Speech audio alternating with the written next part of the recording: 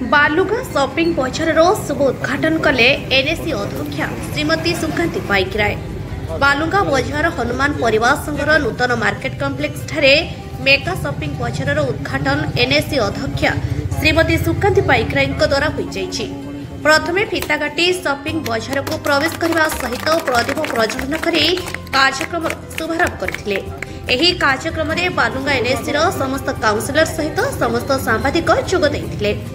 मंचासीन अतिथि भाव संस्थार एडवोकेट बिरंजी नायक, जय हिंद फाउंडेशन संपादक शेख कौसर, आवास ओडिशा चैनल संपादक मीर मकसद अली, वरिष्ठ सांबादिक सैयद लियाकत अली मंचासीन होइथिले। मंच परिचालना करथिले मेगा शॉपिंग बजार मैनेजर अजू भाई एवं कार्यक्रम समस्त दायित्व संचालन करथिले आम ओडिशा खबर संपादक शेख रोशन।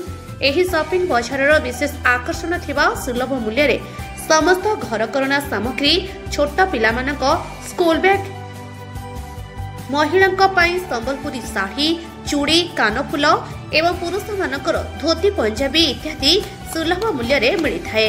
एही कार्यक्रम प्राय 1 वर्ष धरि चालू रहबा सहित प्रत्येक राति रे सांस्कृतिक कार्यक्रम चालू रहबो बोली मुना भाई प्रकाश। रिपोर्ट आम ओडिशा खबर।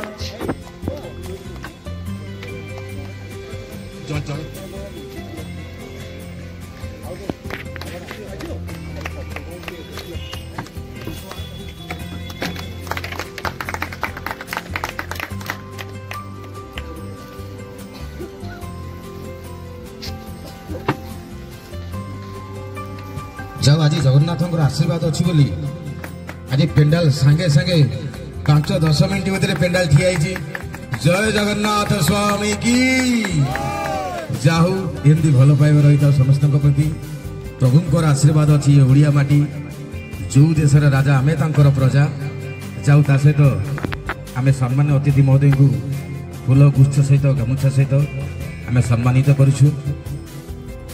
ये संपर्क जमी सबुदिन रही संपर्क जमी सब गढ़ी उठिब एवं हनुमान परिवार संघ आगामी दिन में बहुत उन्नति करिब एतिके प्रभु पाखे मोर आशा।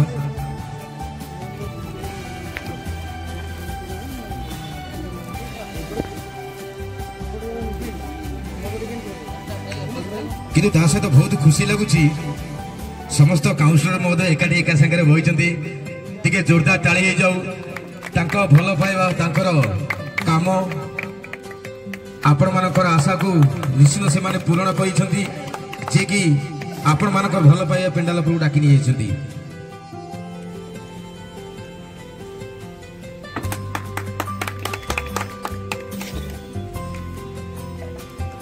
आउ जण अतिरिक्त